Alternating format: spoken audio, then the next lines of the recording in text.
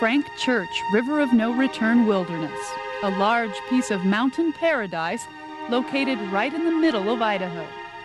It's known as the River of No Return Wilderness because early supply boats could run down its rivers, but the powerful waters erased any thoughts of an upstream return. It was also named for Senator Frank Church, who helped designate more than 2 million acres as wild country, never to be spoiled by the machines of man.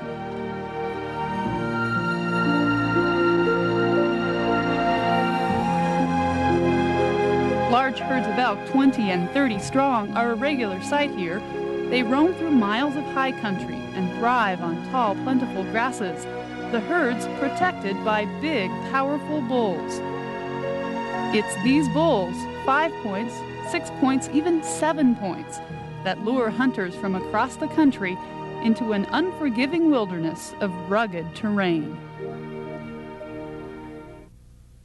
All right, we're ready to go. Ready for a long day. Our group includes 3 hunters from Florida and Indiana, 2 local guides, 2 cooks, and our camera crew. We'll ride in a pack string of 25 horses and mules. And here's where we're headed, straight up. Altogether, it's an 18-mile ride to our base camp. That's about 8 hours by horse.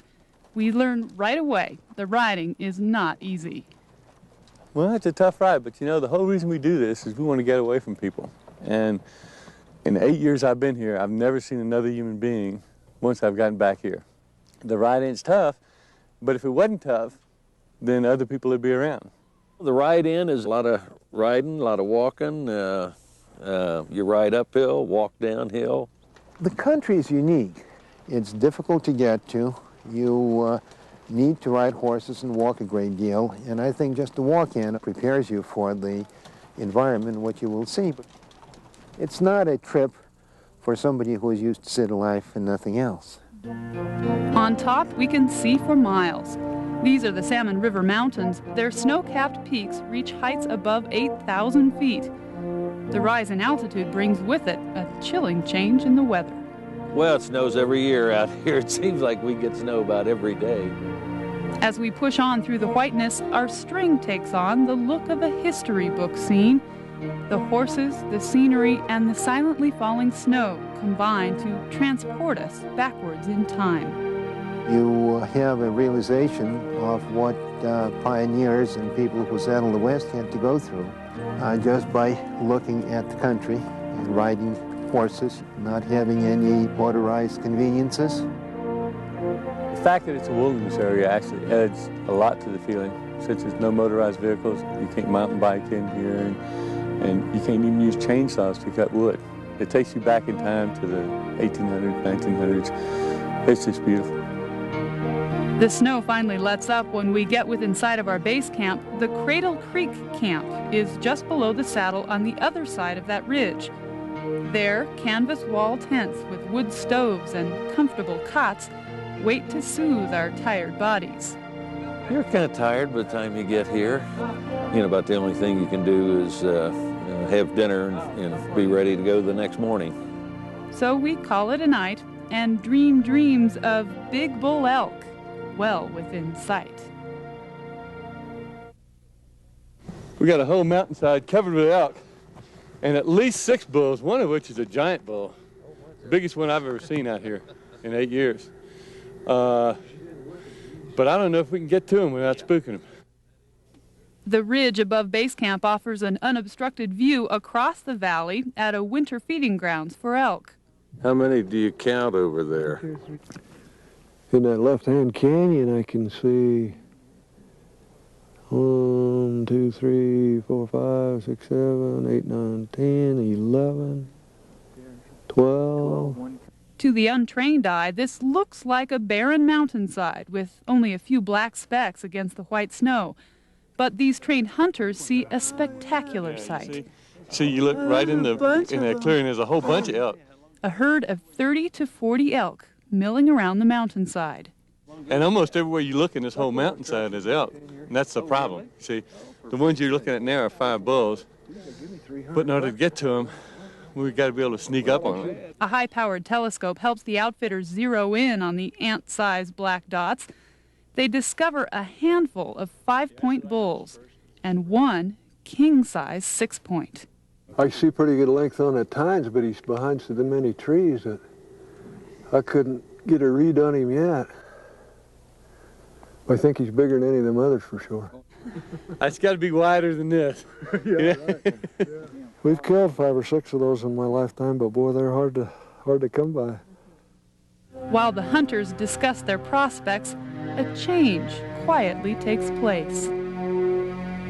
A thick layer of fog drifts in and settles over the valley.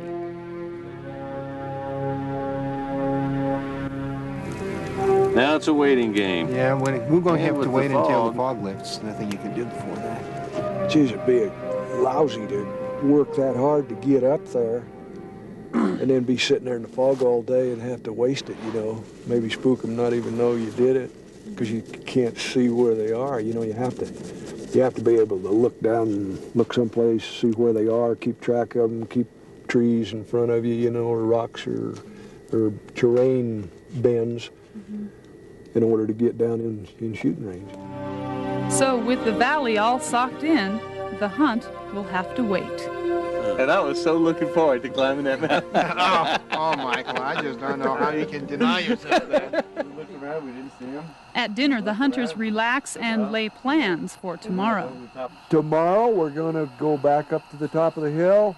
If it's halfway decent weather and we can get any kind of a look at them, then we'll decide what we'll try to do to make a hunt on them and get the guys up there where they can maybe get a shot. And tomorrow's another day. Tomorrow's another day, and sometimes we win and sometimes we lose, and these guys have been in on both. Okay, we're ready to go. It'll be a long day. We're ready. These on Pat, I'll get the rifle, and I'm ready. Come on, Pete. Let's go up the hill. Elk hunting here is very difficult, and the reason we come here is because it's difficult. Early morning on the third day, the hunters depart for what will become the longest day of this trip. The destination is far on the other side of the valley. The goal is to sneak up the backside of the draw where the elk have returned to feed. Theoretically, the wind's going to be easing up the hill. We'll have the wind right while we're doing that. To better surround the elk, Stan splits the hunters into 2 groups. Ted and outfitter Pat Hendren will skirt the south side. The rest of us will wind our way around the long and difficult trail up the north side. Some of the trails that we get those horses on are unbelievable. That's almost not a trail. It really is almost not a trail. I'll tell you, it can't compare to what we do 51 weeks of the year, but I mean, it's totally different. Physically, it's very tough. It's rough country, but we sure enjoy it. Now, the terrain was so difficult that in many cases we couldn't even take out our camera to show you pictures. The horses are now going back where we just came from, and we are going to continue on foot. They're over there, and we were way over there a long time ago.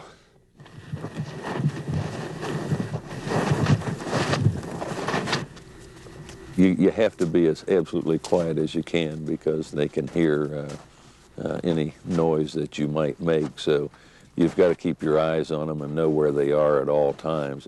Yesterday, the elk come over right through these green trees on the top of that hill, and we're hoping that they'll do the same thing again. So we'll go around this trail, working our way that way, hoping, you know, that we get to look at them. Already the hunters are tired and the elk are elusive. The entire draw appears empty, but then Stan spots a big bull, maybe the 6-point, just as it ducks behind a large rock.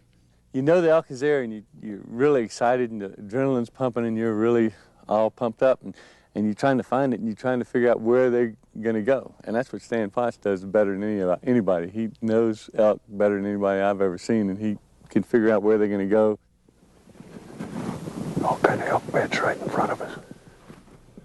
All the signs are here, so Mike and Stan head down the draw.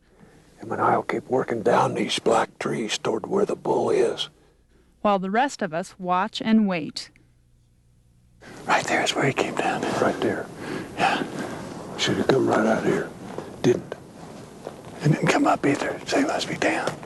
We finally get down to the place on the ridge that we think it would have come across if it was going to come across the ridge. And of course, we're there and we still can't see it. And we can't figure out what happened to it. And so we sneak down a little bit further. And then all of a sudden, we look up and down the ridge, the elk is. It's like 200-300 yards down from where we thought it was going to be.